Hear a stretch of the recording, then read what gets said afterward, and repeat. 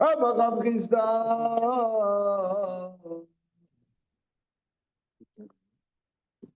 Bien. Ashochet est un tréfa, donc Ain E. Ain E. Bos. Rav Rizda. Ashochet est un tréfa.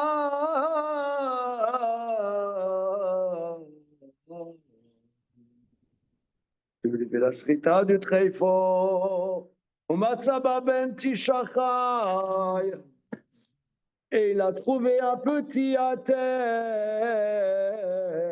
dans une shrita.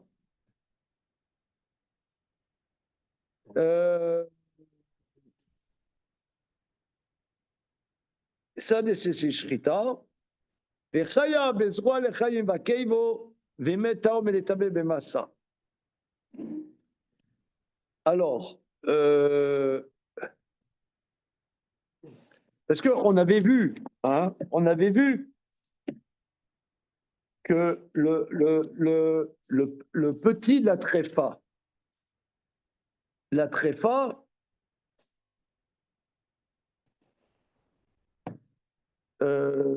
a priori, ce qui sort de la tréfa, par exemple, le lait d'une vache tréfa n'est pas cachère. Le lait d'une vache tréfa n'est pas cachère. Le petit de la tréfa, alors, la shrita de la mère ne peut pas le rendre cachère puisque la mère n'est pas cachère. Mais la shrita de lui va le rendre cachère. C'est ce qu'on a dit, que d'un côté, il est dépendant de la mère, mais d'un autre côté, il a une indépendance. Et la trachée et l'ésophage à lui sont significatifs. C'est ce que Rava disait. Abba Simani Mercher Berachman. Voilà. Bien. Maintenant, il est cachère par la shrita, Rashi, la tiro bachila de beshrita timo trefa et nodita. Parce que la shrita de sa mère qui est trefa, il n'est pas cachère. Des imken avele kechan mevarea. Parce que quelque part, si tu dis qu'il est nita bashrita timo, c'est comme un morceau de la mer. Alors, vechaya bezroa lechayim vakeva. Des rove azeva kachenanbe. Et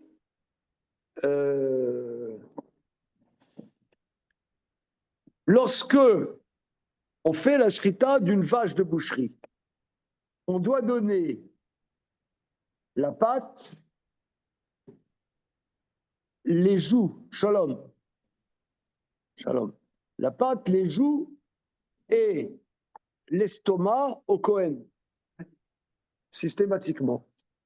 Maintenant, comment est-ce que ça se fait dans les abattoirs de France et de Navarre? Oui. Alors, on dit à M. Cohen, il arrive. Il lui dit, je veux le Zoroa, le Lechayaim et le Keva. On lui dit, apporte des preuves que tu es Cohen. C'est pas parce que tu t'appelles Cohen, ça suffit pas que ton papa t'a dit que tu es Cohen.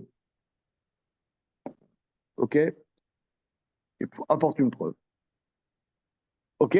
En tout cas, voilà. Et si ce petit il est mort sans shrita, il rend pas tamé massa rashi. Ils mettent belo shrita, taom et les tamé des shrita timo metarato. Parce que la shrita de la mère le rend taor. C'est ce qu'on a vu. La shrita d'une tréfa est taor. Nonobstant le fait qu'il ne soit pas caché. Ça, on a vu. Bien. Au sujet du Cohen, c'est quoi la preuve qu'il peut apporter? Ben, je ne sais pas. Ben alors, comment il faisait au moment du Beth Amikdash? C'était quoi les preuves? Il y avait une traçabilité qu'on a perdue. Ben, comment ils avaient une traçabilité? Parce qu'ils n'avaient pas d'état civil. Comment ils faisaient? Alors, bon, ça, c'est dans le 4e pérec de Kiddushin. On avait vu ça. C'est aussi dans le 2e pérec. 2e pérec de Ktubot. Et quand, pour ceux qui étaient à la choule ce Shabbat, je ne citerai pas de nom, dans l'Haftara de ce Shabbat, je vais vous lire un truc de l'Haftara de ce Shabbat. C'est le moment où je suis sorti, le café. C'est le moment où je suis sorti. C'est le moment où tu es sorti, je dormais pendant la. C'est le moment où tu es arrivé à la choule. Et là, on allait prendre une petite clope. Alors, Rosh Chodesh, Shabbat Rosh Chodesh, une seconde.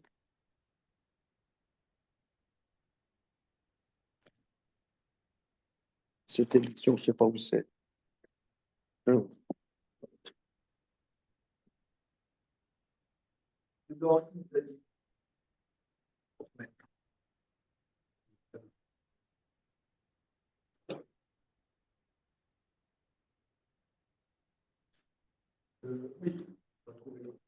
Bon, une seconde, ça arrive, on arrive. Hachamaim Kissi. Voilà, Rosh Chodesh. Ça, c'est Erev. Rosh Chodesh Ral Beshabes. Alors,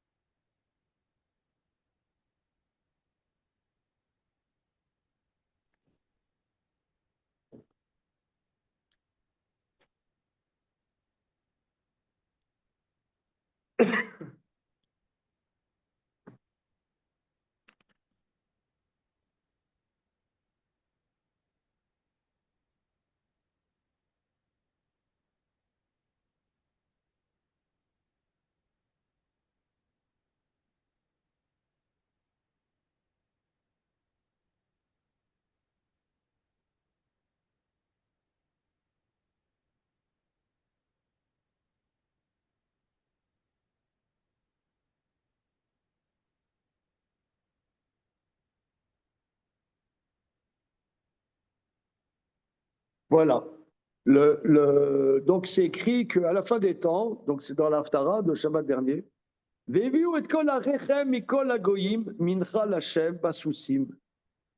vous ramènerai tous vos frères de toutes les nations,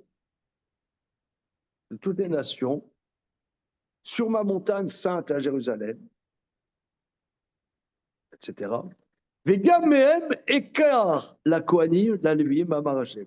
Et aussi d'entre eux, je prendrai comme des Kohanim, des Léviim, dit l'Éternel. C'est-à-dire que il y a des goyim, ils viendront pour la construction du troisième Beth Amikdash, et des goyim, Dieu dira voilà.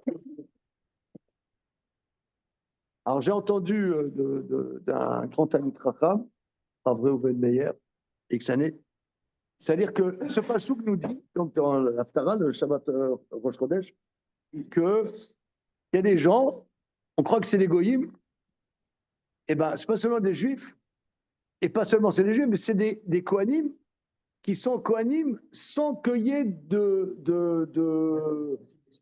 comment d'interruption, mais aussi parce que pour être Kohen kasher, il y a beaucoup de restrictions et qu'il n'y aura pas de moum, enfin de choses rentrent pas kasher, c'est kohanim. Il y a des goyim qui reviendront là, je crois que c'est des goyim, non, des Kohen kasher, il pourra faire la voûte bétabignon. Et le verset dit que ce sera les purs Kohanim. Oui, c'est ça. Pas que de chez les goyim, il y en aura aussi chez les juifs. Oui, évidemment, oui. Non, mais là, c'est comment? Le ridouche, Ben voilà, c'est ça le ridouche. Tu vois, tu as des goyim, ben voilà, ben ça, c'est un Kohen kasher. Voilà. Et pas seulement, mais une femme qui a eu, par exemple, une relation interdite, même par un viol, etc., elle a un enfant d'un Cohen, l'enfant, il n'est plus Cohen. Donc, il y a énormément de restrictions pour les Cohenim. Voilà. OK, c'est bon. Il faudra les Donc, convertir, ces Kohanim. attends, c'est quoi? Il faudra les convertir, ces Kohanim.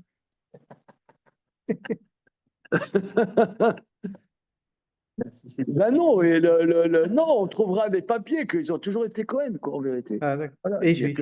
qu'ils sont juifs. Il y a pas. Non, non, il n'y a aucun. Il y a aucun... de la Haftara. Non, mais c'est une boutade, il me cherche. Ouais.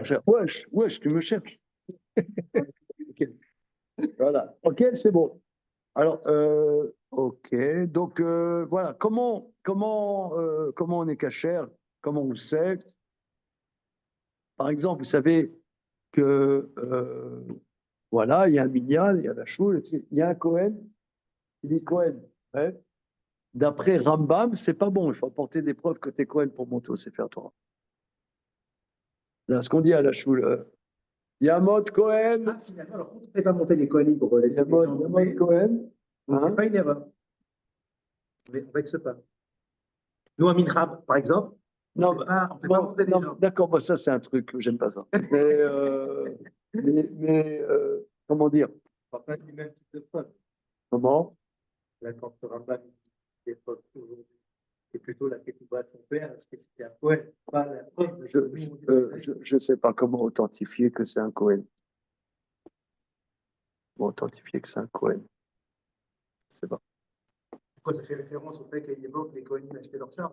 Non, aucun rapport, aucun rapport. Non. À l'époque des Lévites, c'était pas simple quand il a fait venir tous les Kohanim. Voilà, ils s'étaient mariés avec des goyotes. Oui, il fallait- Mariés avec des goyotes, voilà. Alors, ben, maintenant, lorsqu'il y aura le retour des exilés, le prophète Élie, il dira, voilà, telle tribu, à droite, à gauche, machin, tribu milieu. Ou alors, il veut dire, Comment? Non. Il sera pas, c'est Mishnah dans le traité Edouyot. Il ne viendra pas pour disqualifier. Il viendra pour dire, mais pas pour disqualifier. Voilà. Bon, toi, tu ne viens pas pour disqualifier. C'est la Mishnah du traité Edouyot. OK. OK. Alors maintenant, tout ça pour dire, voilà, les Chayim et Keva. Voilà. Amar la Rabba. Alors, vous voyez ici, j'ai un astérisque. Il ne faut pas dire Rava, il faut dire Rabba. La marge, vous avez Rabba. Parce que la question qu'il va poser ne va pas d'après Rava, puisque ce qu'on vient de dire, c'est compatible complètement avec ce que Rava nous a dit 2 lignes au-dessus. Donc c'est sûr que c'est Rabba. Amarlo Rabba, Taun Shrita. Toi, tu dis que ce petit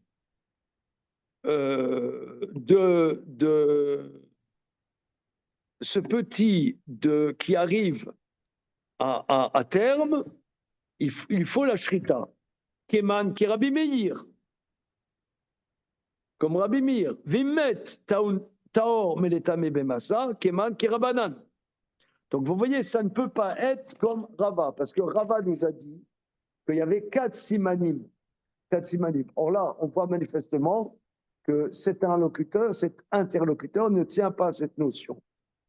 Voilà. Donc là, si tu dis qu'il lui faut la shrita, ça veut dire qu'il a une autonomie étant donné qu'il est arrivé à terme. Donc c'est comme Rabbi Meir dans la Mishnah. Si toi tu dis qu'il n'a pas eu la shrita de la mer et il meurt sans shrita, il est tahor, ça veut dire que la shrita de la mer est efficace. Keman, kirabanan. Donc ça veut dire qu'il n'a pas d'autonomie. Véleta mer. Mais d'après ta logique, toi qui me poses la question, Adetane Rabbi Chia, ce concerne Rabbi Chia, Ashochet et Atrefa, Umatsaba ben Tishachai, Taun Shrita, Vechab Zron et Robel Keva, Mimet Taum Metame Bemassa. Taun Shrita, Keman Ki Rabbi Meir. Donc là, vous voyez, c'est une Boraïta qui dit, c'est pas seulement un enseignement de Rav Chisda, mais c'est une Boraïta. Mimet Taum Metame Bemassa, qui Rabbanan, Alakashia. Ah, la kasha. Rabbi Chia. Ah, la kasha. Rabbi Chia, im kevar matzomet ki amar. Non, on parle qu'il était mort à l'intérieur. Et là, les didra kasha. Amarlo, les didi nami la kasha. C'est les Ravrizde, moi, j'ai pas de kushia. Abba simani marchebe charmana. Voilà. Donc, c'est ce qu'on a vu plus haut. Hein. Bien. Qui salue Rabbi Zira, quand il est monté, Rabbi Zira en Eretz Israël, qui salue qu'il est monté, Ashkare les Ravassé, des Yativ et Kabarle, les Hashmaata.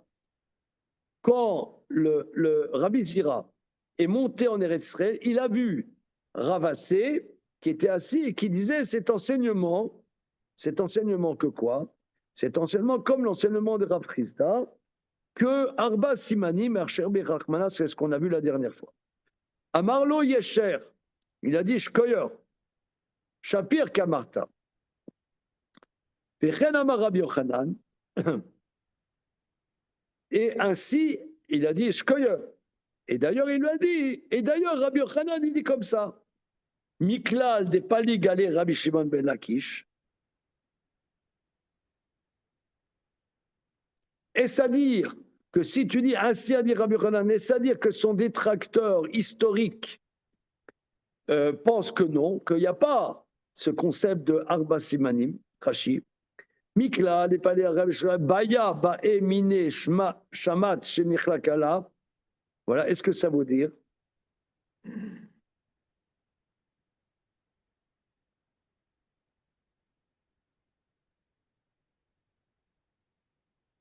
Réponse. Maché avait Shaele, Veshatikle. Regardons Rashi, c'est extrêmement intéressant. Misha avait Shaele. Minago chez le Rish Lakish. L'habitude de Rish Lakish. Que chez Omer Rabbi Yochanan Shmoa. Quand Rabbi Yochanan dit un enseignement chez nos modélos, qu'il n'est pas d'accord Rish Lakish, Sha'a Rish Lakish, Sha'a Oshtaim, Kodem Sheyachlok Alav. Il attend 1 heure ou 2 avant de s'opposer à lui. Ou là, Yarzorbo. Peut-être que Rabbi Yochanan va revenir. Betorkar Yatsar Ravassé, Velo Shama Nichlak Alav, et entre-temps, il n'a pas entendu si Rish Lakish était contre ou non. C'est-à-dire que, ici, regardez, c'est un chidouche incroyable. Daf Ain et Hamoud Bet, c'est à marquer d'une pierre blanche que quoi? Que nous, on voit tout le temps Rish Lakish, Rabbi Yochanan, il se rentre dans le chou. Or ici, il y a un chidouche que quand Rish Lakish n'était pas d'accord, il ne s'exprimait pas tout de suite. Il attendait 1 heure ou 2. Hein, c'est intéressant. Hein, il ne rentre pas tout le temps dans le chou, tout de suite. Il attend. Est-ce que Rabbi Yochanan restera encore tout le temps sur son opinion? Voilà. Et c'est seulement après qu'il revient là-dessus. C'est ce que dit Rashi. Hein.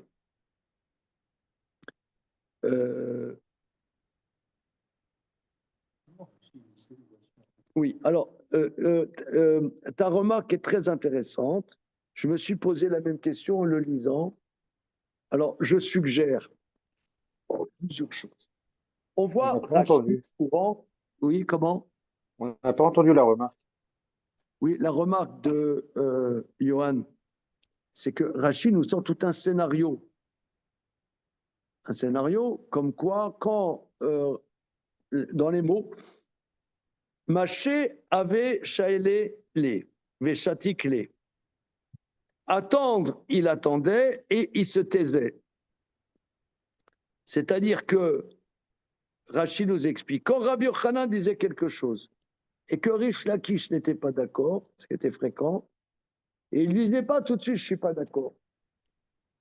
Il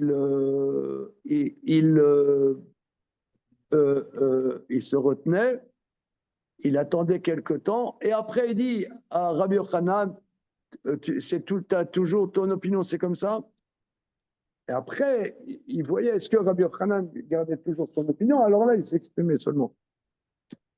Alors Johan pose la question, D'où Rachi sort-il un tel scénario? Alors, je propose de dire, ce qui est clair, que il y a des choses où Rachi prend position sur sa propre synthèse du sujet.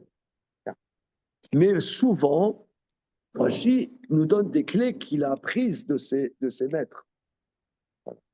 Et sans ces clés, tu peux pas aborder la Gemara. Oui, il a appris, voilà, mes maîtres m'ont appris que c'est comme ça qu'ils font, et eux-mêmes ont appris leur maître, c'est ça, oralement. Et là, c'était le maître Au départ, c'était le maître de Rish Lakish, et après, c'est devenu le compagnon d'études. Ils n'étaient jamais d'accord. Voilà.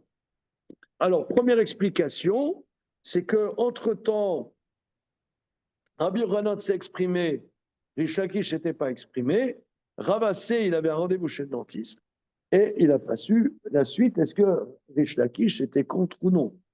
Voilà. Ou bien, Vekad Amre, Mashte Aveshate Veshatikle.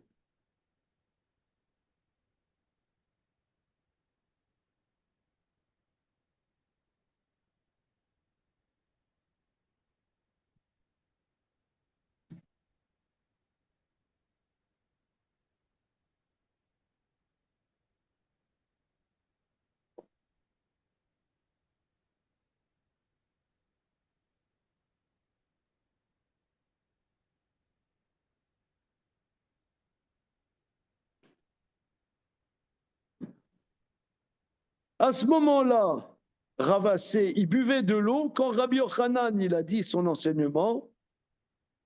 Et entre-temps, Rabbi Assé est sorti. Alors là aidez-moi là, en bataille.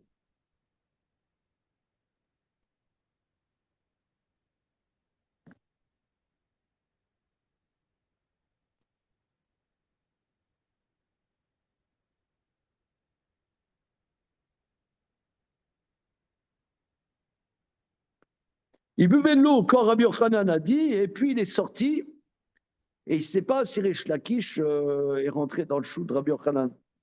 Bon, il s'est fait un café à ce moment-là.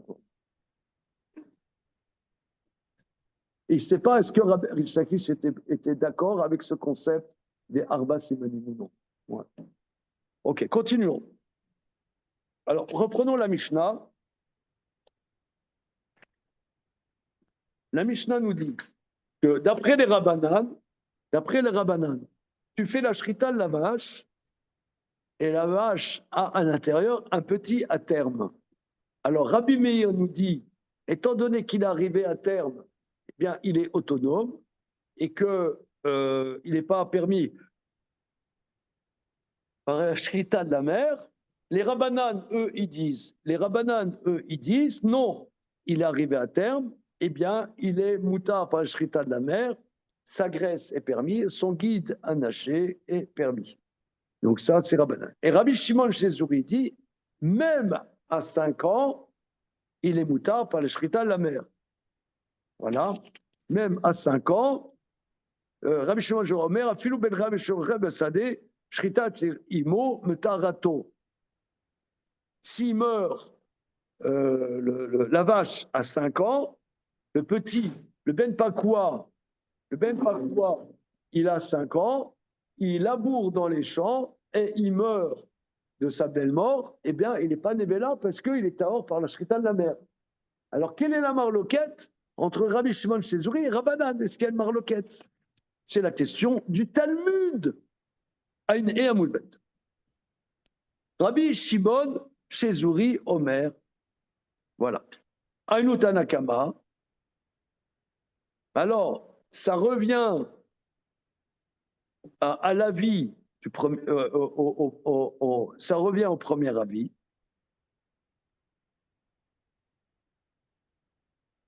Voilà.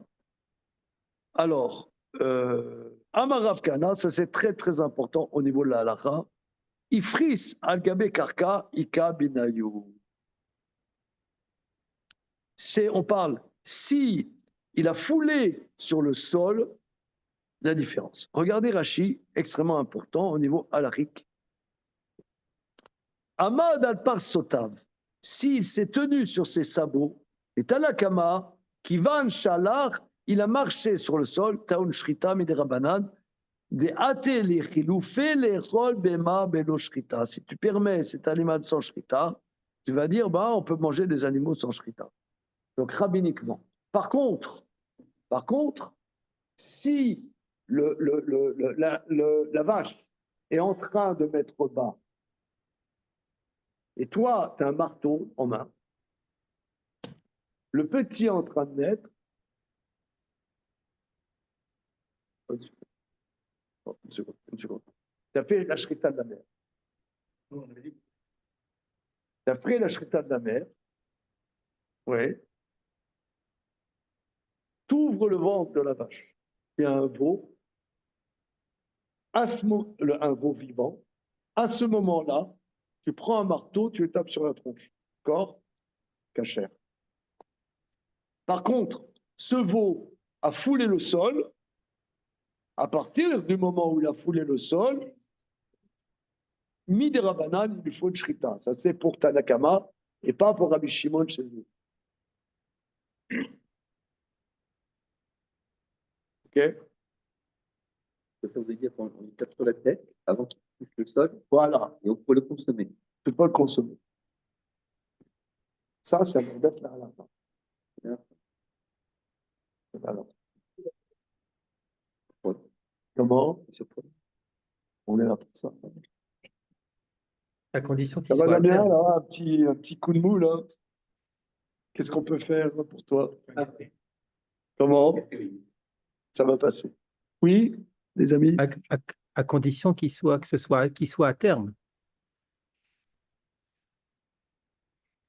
Non, Kol Sheken, s'il n'est pas à terme. Non, on avait vu D'après les qu'à 8 rabbinim. mois, et c'est un avorton. D'accord? Maintenant, je ne sais pas si de nos jours, c'est toujours considéré comme un avorton. Attends, une seconde.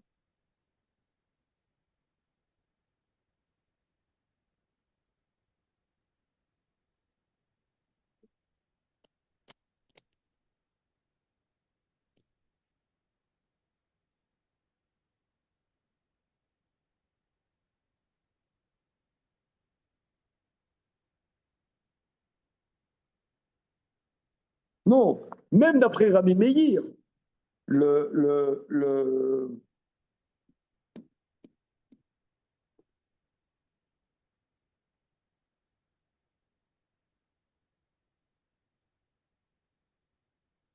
même d'après Rabbi Meir, s'il n'est pas arrivé à terme, il est moutar beshrita timo.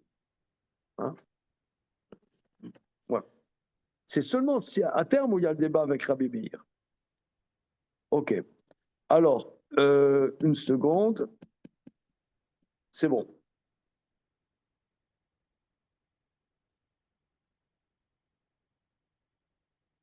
Bien. Alors maintenant, regardez, on va regarder dans le Shulchan Aruch parce que c'est extrêmement important au niveau halacha les maaseh. Donc, Tour Shulchan Aruch, Yoredea, Siman Yud Gimel, Saïf Bet. Et Siman Samer Dalet, Saïf Bet. Je vais chercher Shulchan Aruch, Siman Yud Gimel, Bet. Une seconde.